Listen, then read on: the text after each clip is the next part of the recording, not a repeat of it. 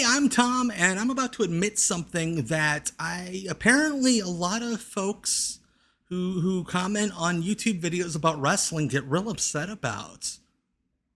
I like AEW. I know it's crazy. Apparently, it's part of my mental illness, along with the anxiety, depression, etc., etc. But I think AEW's just swell. Anytime I bring up AEW in a light that's not 100%, gosh darn, I don't like it negative, I get comments after comment after comment after comment from folks that are like, how dare you? It's horrible because their wrestlers are little and they do flips and I don't understand their stories, or they don't have stories. Why am I doing a Jim Ross voice? All the best to Jim, by the way. As I record this, we're about a week out from All In Texas, which some folks are calling Y'all In, which I think is just swell. I love it. I think it's great that we're calling it Y'all In. So I'm going to talk about how great I think things are going right now and about how excited I am for that show. Also, just as an FYI, this isn't going to be like a super overproduced video. This is just kind of me going off the dome, just rambling, just spitting thoughts out of my mouth. Not a lot of like post-production like some of my other videos. I just want to talk to you today. I'm going to have a talk with you about my thoughts. So I'm going off the top of my head. If you like the other style where I kind of go crazy with the overproduction, hey, I'm going to do that again. I'll have a video out in a week or two that's more along those lines, that have WCW elements in it. But I'm a three-dimensional person, baby, and sometimes I gotta talk. Arlington, Globe Life Field. It's a field, it's Earth. And there'll be life in it. 20,000 lives from what I just saw.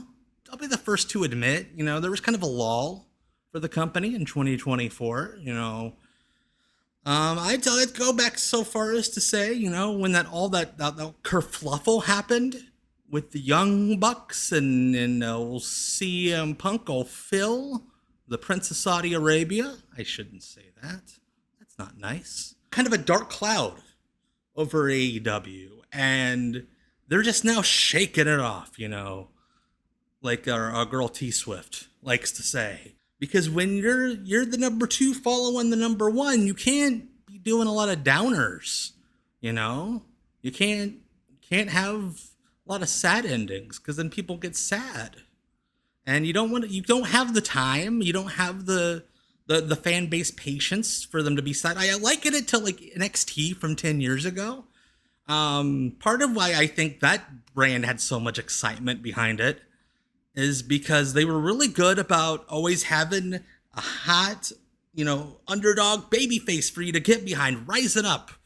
Sami Zayn, for instance. You can kind of track NXT's propulsion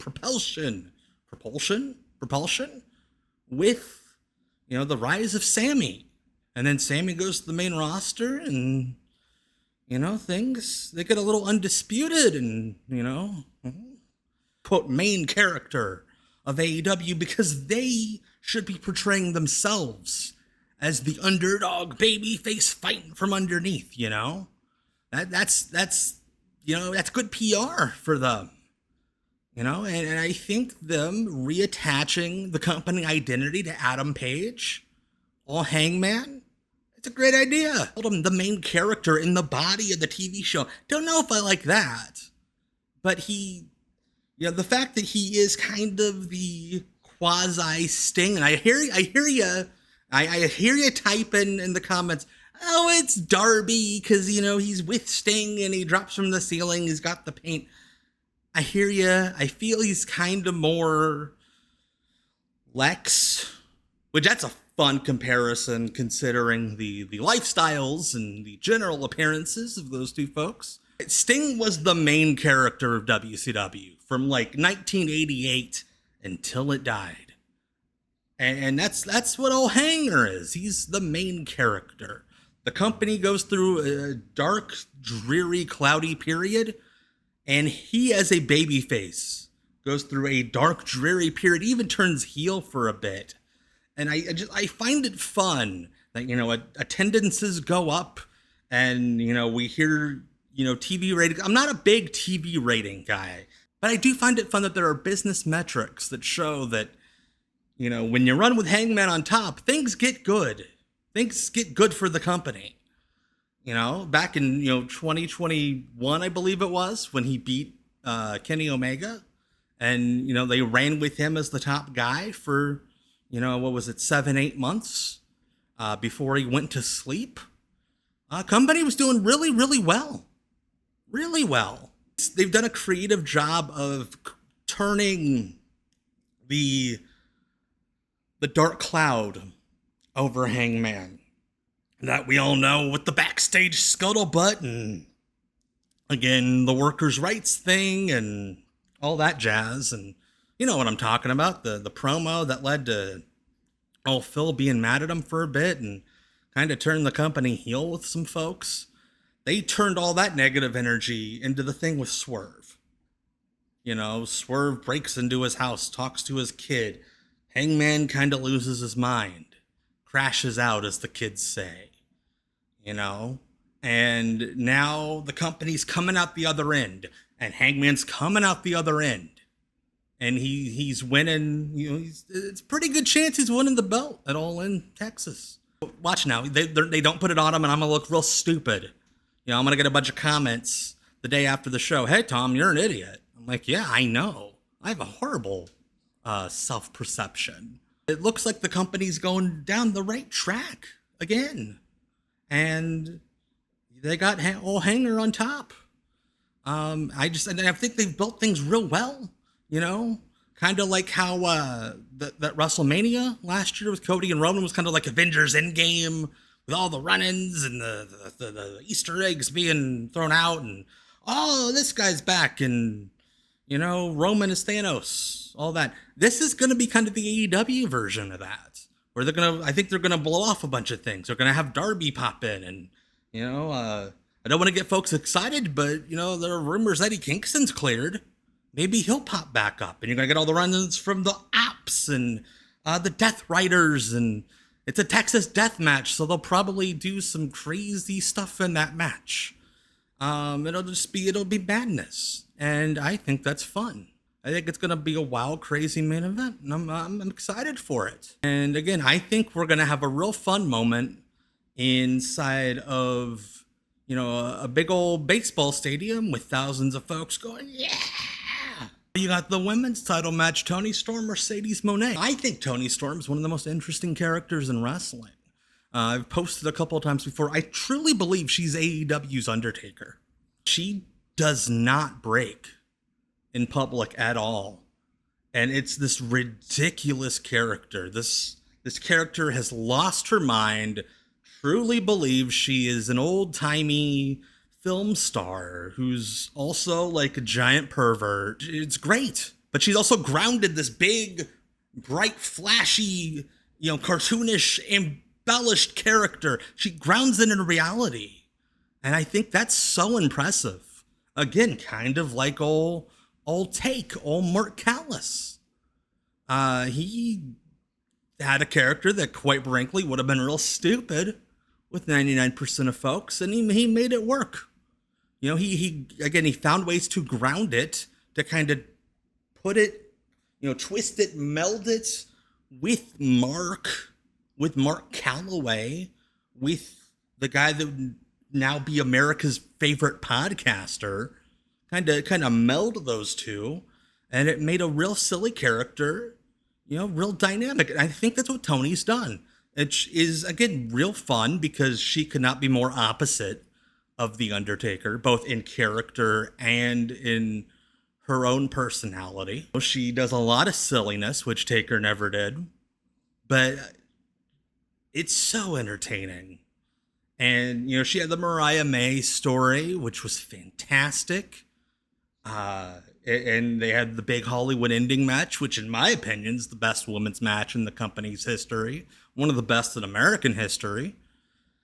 And now she's got Mercedes Monae, who's had a heck of a year herself. Again, I hear the criticisms. I know the kiddos on Twitter call her Mercedes Hogan. It's like, big stars are supposed to win all the time. That's why they're big stars. Steve Austin was on top.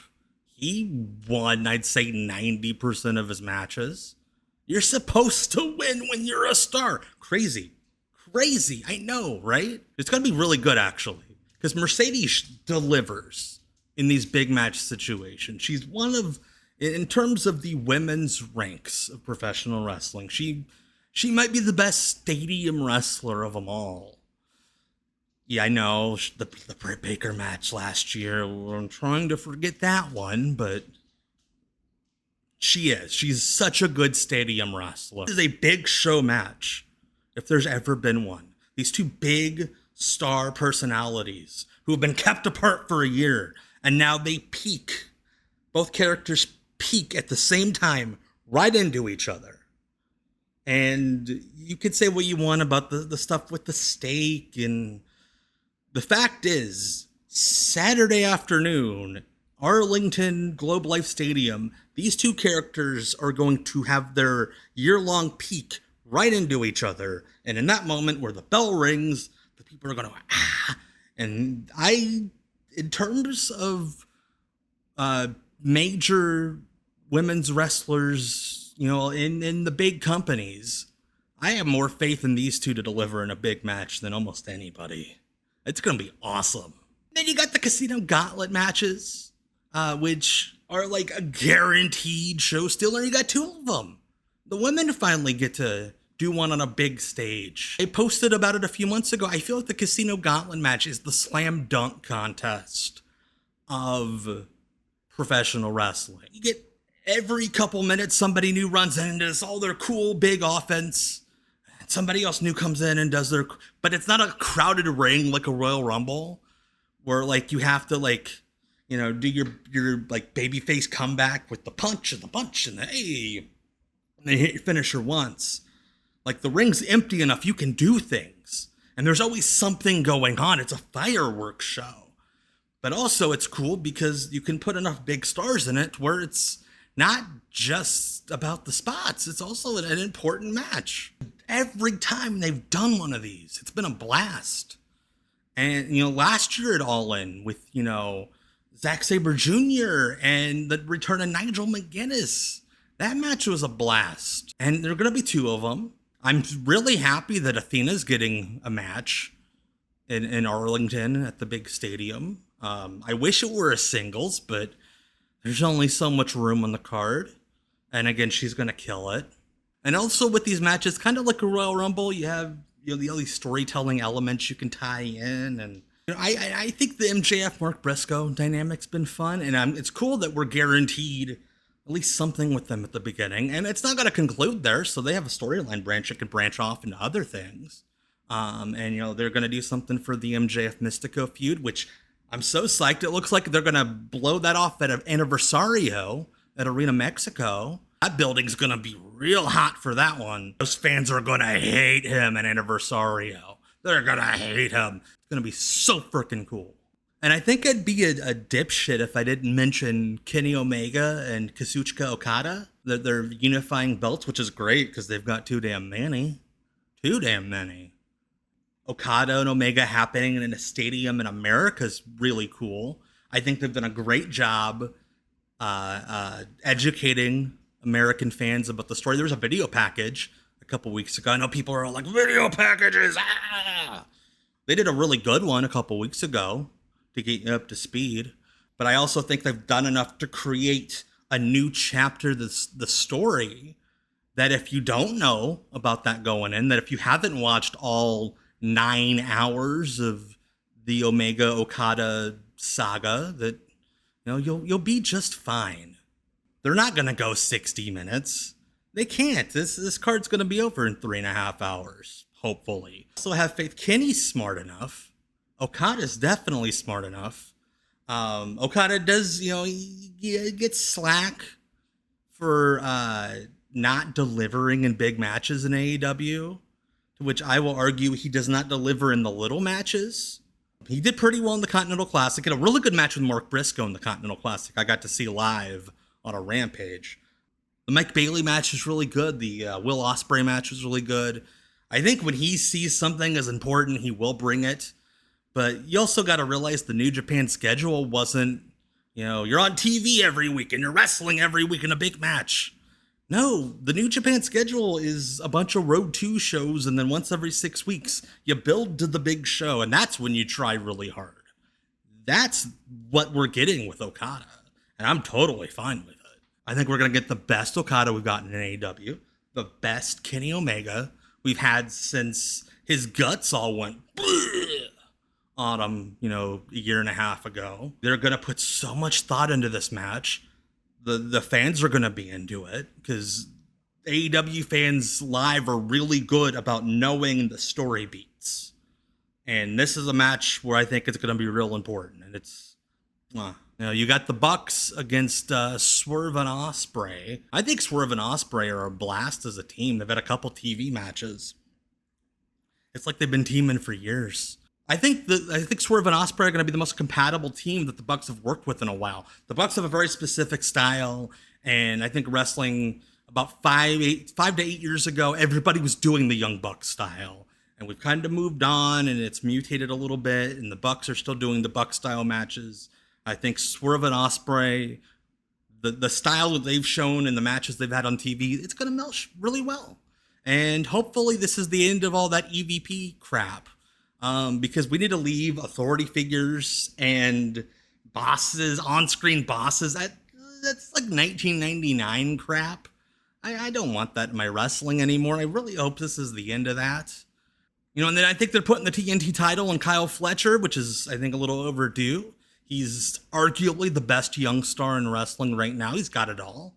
He looks great. He carries himself like a star, wrestles well. I think it's about time for him to be the champion right before the champion, I think it's time for him to be the modern equivalent of the world television champion. That's the point that feels right for Kyle, in my opinion, on his journey right now. And then you got the Hurt Syndicate with Jet Speed and Christian and Nick Wayne. That'll be a blast. I'm sure there'll be stuff that's going to be added after I put up this video, which, Tony's always really good about the day before or the night before just dropping, oh, by the way, this is this really cool match that you never thought of, but we can do it because our roster is so loaded with talent. That's TK magic, baby. Again, I know some of you don't like it because you want builds, but you've got matches that have builds and long epic stories on the show. I think it's okay to have a match or two that, he just announces the night before and it's a fireworks show and it's great. And that's why I'm excited for AEW All In. Are you excited? Leave a comment down there below. If you're not, let's have a conversation about it. Don't just be like, our AEW sucks and blah, blah, blah. Or, some old person who used to be in wrestling said something on their podcast and that's what I'm going to pair. Listen, there's a time and place for that, man. Let's have an intelligent conversation as people who love this, because we all love this at the end of the day. We are all, whether we like a certain thing or not, we might like another thing, but we all love professional wrestling at the end of the day. Let's just be chill about it, If you don't like it, voice your opinion as well. But again, be intelligent about it, be polite about it. Don't just say, oh, this sucks. That's not. But at the same time, I also don't like, oh, this rules. And then you don't have a reason why it rules, That's why I do the series. Why they rule, I give reasons. So again, comment, like, subscribe, do all the things, and we'll jam out later. Again, my name is Tom, and I'm excited for wrestling.